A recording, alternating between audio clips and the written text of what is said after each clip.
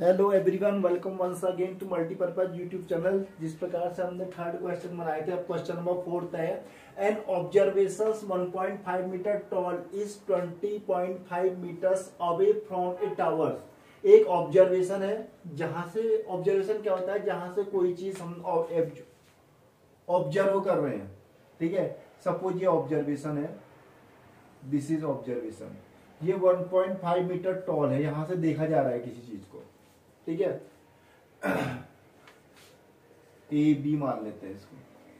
N observation, इसका main diagram ही होता है।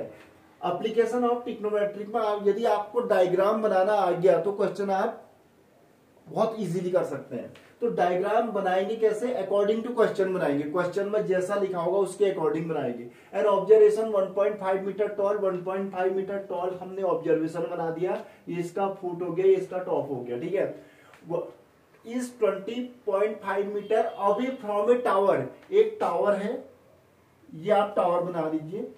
ये ऑब्जर्वेशन जो है टावर से कितने डिस्टेंस पर? 20.5 मीटर की डिस्टेंस पर है। ये आपका हो गया 20.5 मीटर की डिस्टेंस पर। ये आपका हो गया टावर। आप उसमें ऐसे शॉर्ट फॉर्म लिख सकते हैं, टी ऑब्जर्वेशन में ओ। ठीक है, तो 20.5 meter away from a tower, 22 meter high. और टावर की जो हाइट है वो है आपकी 22 मीटर हाइट का टावर है।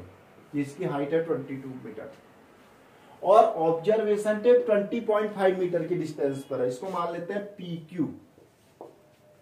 ठीक हो गया। ठीक है, एक एक स्टेप करके लाइन करके पढ़ के देखिए। Height from determine the angle of elevation of the top of the tower. इसके टॉप का एंगल ऑफ एलिवेशन ये बताना है from the I of the observe. आप ऑब्जर्वेशन ये है, सपोज ऑब्जर्वेशन मतलब कोई यहाँ पर मैन भी हो सकता है, कोई ऐसी चीज, यहाँ पर उसकी आंख यहाँ पर है। ठीक है, तो इस पॉइंट से इसने इसके टॉप को देखा ऐसे, तो इसके आंख में एक एंगल बना होगा। तो एंगल आप क्या करेंगे, ऐसे लाइन ड्रॉ करेंगे पहले एक हॉरिजॉन्टल, तभी तो एंगल क्रिएट होगा। ये आपका एंगल बनाया। ठीक है, इसके आंख में ये एंगल बना इसके टॉप का, तो ये एंगल आपको बताना है कितने डिग्री का एंगल बना। ठीक है, एंगल ऑफ एलिवेशन है क्योंकि हम नीचे से ऊपर देख रहे हैं। ठीक है, हमारा ऑब्जर्वेशन नीचे है, इसका टॉप ऊपर है, तो इसका हमें बताना है कि इसका यहाँ पे एंगल कितना। तो इसके लिए आप क्या करेंगे, सबसे पहले देखिए ये एक रेक्टेंगल बन जाता है, ABPQ, इसको यहाँ पर R कर लो। ठीक है, तो ये आपका ये साइड और ये साइड इक्वल हुई और ये साइड और ये साइड इक्वल हुई, रेक्टेंगल बन जाता है। आप कह सकते हैं AB is equal to PR is equal to 1.5। तो ये भी आपका हो गया 1.5 इतना। ठीक हो गया। और ये जो आपकी होगी AP is equal to BR is equal to आपका हो जाएगा 20.5। तो ये आपको मिल गया 20.5। इससे आप इस लेंथ को निकाल सकते हैं QR इज इक्वल टू क्या हो जाएगी पता है? पूरे इस हाइट में से आप इसको माइनस कर सकते हैं। इसको आप लिख सकते हैं QP minus PR। QP minus PR करेंगे तो QR आपका निकल जाएगा, क्योंकि आपको लेना इस ट्रायंगल में है। इस रेक्टेंगल में थोड़ा ले सकते हैं कोई चीज, आप एंगल आपको ये निकालना है तो ये और ये पता होना चाहिए ना आपको। ठीक है, तो QR इज इक्वल टू आप निकालेंगे तो QP PQ की डिस्टेंस आपकी कितनी हो जाएगी? What is the distance of PQ? अच्छा, QR, हाँ yes, PQ is equal to 22 minus ये ऑब्जर्वेशन की जो डिस्टेंस है AB, वही इसकी डिस्टेंस होगी 1.5। इसमें से लेस कर दीजिए। बहुत से बच्चे माइनस में भी गड़बड़ करते हैं, ऐसा करना। ये आपका आ जाएगा 20.5। ठीक है, 20.5 आपकी QR आएगी मीटर। अब आप इन ट्रायंगल QRB में लेंगे tan थीटा। तो tan थीटा इज इक्वल जैसे कि होता है परपेंडिकुलर अपॉन बेस, ये आपका आ जाएगा QR divided by BR। And tan theta is equal to QR आपका हो गया 20.5 डिवाइडेड बाई 20.5, ये तो आ गया 1। And the value of tan theta is equal to 1। tan की वैल्यू 1 होती है 45 डिग्री में, then theta is equal to 45 degree. तो आपका एंगल यहां पर आ जाएगा 45 degree. Option B is correct. Option B is correct. तो मेनली इन क्वेश्चन में होता क्या है, डायग्राम काउंट करता है। अगर आपका डायग्राम सही बन गया अकॉर्डिंग टू क्वेश्चन, तो आपको क्वेश्चन करने में बहुत ही आसानी होगी। ठीक है, आप देखिए क्या चीज आपको निकालनी है, क्या क्या चीजें आपको दे रखी है। कोई साइन कॉस टेन इसमें लगने हैं और तो कुछ लगना है नहीं, ट्रिग्नोमेट्रिक रेशियो। और राइट ट्रायंगल आप देखिए हमेशा ये राइट ट्रायंगल में चलता है। ठीक है, एप्लीकेशन ऑफ ट्रिग्नोमेट्रिक जो 10th लेवल की ट्रिग्नोमेट्रिक है, उसमें राइट ट्रायंगल बनना बहुत जरूरी है। मोस्टली राइट ट्रायंगल, ये समझ लीजिए आपको राइट ट्रायंगल में ही लेना है, ना एक्यूट ट्रायंगल में लेना है, ना ऑब्ट्यूस में लेना है, और किसी ट्रायंगल में आप ले नहीं सकते हैं। चलिए, एक तो हमें स्पेस मिला फर्स्ट क्वेश्चन का, इसको भी हटा ही देते हैं। काफी स्पेस बना दिया है, क्वेश्चन करने में दिक्कत नहीं होगी, एक्सप्लेन करने में। देखिए, the angles of elevation of the top of a tower from 2 point. Tower की जहां तक बात है, आप ऐसे करके एक लाइन बना दीजिए। ये आपका टावर हो गया, ये टावर का फुट हो गया, ये टावर का top. This is top of tower B, this is foot of tower A. The angles of elevation of the top of a tower from 2 point. 2 point है, कहीं पर 2 पॉइंट दिखाइए। इस लाइन पर कहीं पर 2 पॉइंट होंगे। सपोज एक पॉइंट यहां पर और एक पॉइंट यहां पर है। चलिए, 2 point distance S and T, एक एस की डिस्टेंस पर है और एक टी की डिस्टेंस पर है। ये डिस्टेंस जो है ए से ही काउंट होगी, इसके फुट से काउंट होगी। कहां से काउंट होगी? टावर के फुट से काउंट होगी। S and T from its foot, लिखा भी है from its foot are complementary. ये कॉम्प्लीमेंट्री मतलब जब दो एंगल्स का सम 90 डिग्री होता है तो एक दूसरे के क्या कहलाते हैं? कॉम्प्लीमेंट्री। ये थीटा होगा तो दिस इज 90 माइनस थीटा। इन दोनों का सम हमेशा 90 आएगा, वो एक दूसरे के कॉम्प्लीमेंट्री होंगे। कॉम्प्लीमेंट्री एंगल का सम ऑलवेज 90 डिग्री होता है। ठीक है, तो जो भी एंगल बन रहा 2 पॉइंट से, जैसे पी पॉइंट ने यहां देखा तो 90 माइनस थीटा, क्यू पॉइंट से यहां देखा तो थीटा एंगल बना। एक दूसरे के इन दोनों को जोड़ेंगे तो 90 आना चाहिए। Are complementary then height of the tower. तो ये टावर की हाइट क्या है? What is the height of the tower? इसकी हाइट क्या होनी चाहिए? ये आपसे पूछ रखा है। बहुत आसान क्वेश्चन है। पहले ए बी क्यू में लिख लीजिए। In triangle A B Q आपको जो निकालना है, जो दिया है, उन दोनों की भी रिलेशन देखिए। पहले लिखते हैं tan थीटा। फर्स्ट में tan theta is equal to perpendicular upon base h upon s। ये आपकी फर्स्ट इक्वेशन हो जाएगी। अब सेकंड हमें ये निकालना है, क्या मैं बी पी क्यू में ले सकता हूं? बिल्कुल नहीं, कभी नहीं।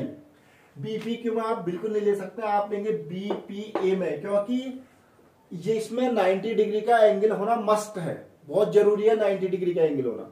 ठीक है, आप 90 डिग्री का एंगल ये मान के चलिए कि 90 डिग्री के लिए लागू होती है। हम बी पी क्यू में कतई नहीं ले सकते। ये तो हम लेंगे बी पी ए में, in triangle B P A में। तो इसमें आएगा tan 90 minus theta is equal to h, ये परपेंडिकुलर और बेस इसके लिए पूरा हो जाएगा AP. AP is its base, इसका बेस आपको ए मतलब t is equal to T. ठीक है, अब tan 90 माइनस थीटा की वैल्यू होती है cot थीटा। तो ये आपकी बन गई second equation. Multiply both the equation first and second, you get. आप दोनों इक्वेशंस को मल्टीप्लाई कर दीजिए। इसलिए मल्टीप्लाई करने के लिए इसलिए कह रहे हैं क्योंकि tan थीटा और cot थीटा का जो प्रोडक्ट होता है 1 होता है, और h की वैल्यू बहुत इजीली आपकी निकल जाएगी।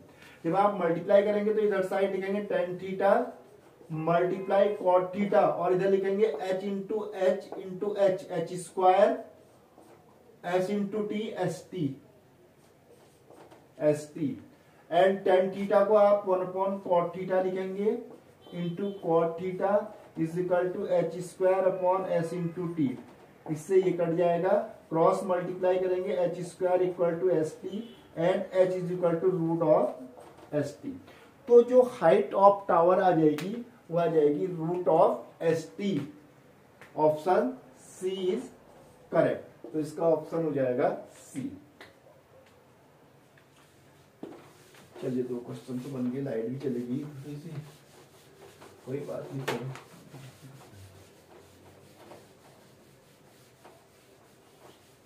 अब एक क्वेश्चन आपका और बचा है, क्वेश्चन नंबर 6। इस क्वेश्चन को करने में आपको the shadow of a tower, shadow मतलब छाया जो होती है, ठीक है, शैडो छाया को बोलते हैं। Shadow of a tower, shadow of a tower standing on a level plane, एक लेवल प्लेन है, लेवल प्लेन, इसके ऊपर ये टावर है, ये टावर की शैडो है। The shadow of a tower standing on a level plane is found to be 50 meter, ये 50 मीटर है। शैडो लिख भी लो है। डायग्राम मेन काउंट करेगा बेटा, इसका मेन इसमें डायग्राम ही काउंट करता है। This is tower. Shadow of a tower standing on a level plane is found to be 50 meter longer once an elevation is 30 degree then, ये सॉरी गलत हो गया है, मैंने गलत बना दिया, पूरा क्वेश्चन पूरा पढ़ा नहीं मैंने और बना दिया इसलिए गलत हो गया। तो यहां पर देखिए 50 मीटर लॉन्गर हो रही है,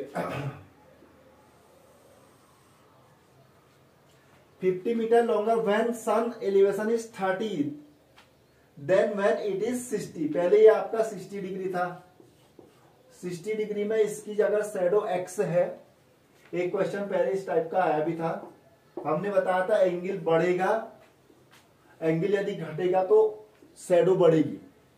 तो यहां पर 50 ज्यादा हो गया, यहां पर एंगल हो गया 30 डिग्री। पहले 60 डिग्री एंगल था तो शैडो टावर की एक्स थी, एंगल 30 डिग्री हुआ तो 50 ज्यादा हो गया, इससे 50 ग्रेटर हो गया, x प्लस 50 हो गया। लिखा है इसमें longer when elevation is 30 degree then when it is 60 degree. 60 degree में यदि x है तो 30 डिग्री में x plus 50। Then height of the tower is, तो आपको हाइट, इसकी हाइट क्या होगी, what is the height of tower.